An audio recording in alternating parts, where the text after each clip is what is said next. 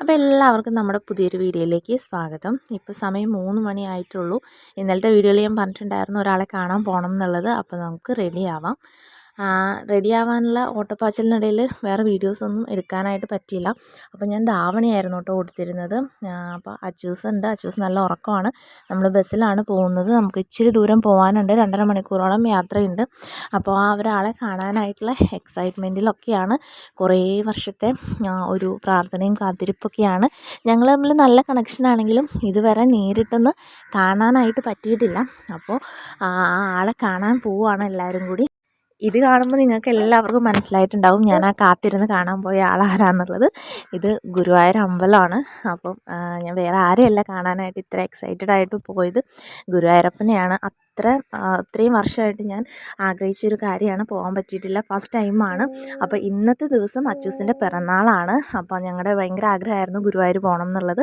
അപ്പോൾ അവൻ്റെ പിറന്നാൾ ദിവസം ഞങ്ങൾ ഗുരുവായൂർ പോയി. അതുപോലെ തന്നെ അച്ചൂസിനും അപ്പൂസിനും 2 പേർക്കും ഒന്ന് ചോറൂണ് നേർന്നിട്ടുണ്ടായിരുന്നു. അപ്പം ചേട്ടനും അനിയനും ഒരുമിച്ച് നമ്മൾ ചോറും കൊടുത്തു. അത് കഴിഞ്ഞ് ചോറൂണൊക്കെ കഴിഞ്ഞ് ഞങ്ങൾ വന്ന് റെസ്റ്റ് എടുക്കുന്ന സീനാണ് കേട്ടോ ഈ കാണുന്നത്.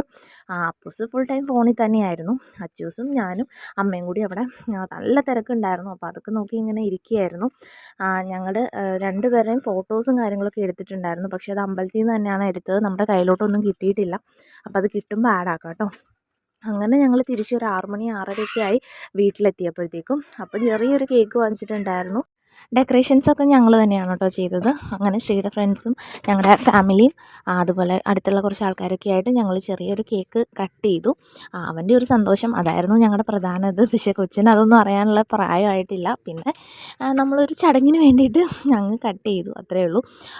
ലേറ്റാവും, കിടക്കുമ്പോൾ നല്ല ക്ഷീണമുണ്ട്. അപ്പോൾ അതുകൊണ്ട് വേഗം തന്നെ അച്ചൂസിന് ഉറക്കം വരുന്നുണ്ടായിരുന്നു. അതുകൊണ്ട് നേരത്തെ തന്നെ ഞങ്ങൾ കേക്കൊക്കെ കട്ട് ചെയ്തു.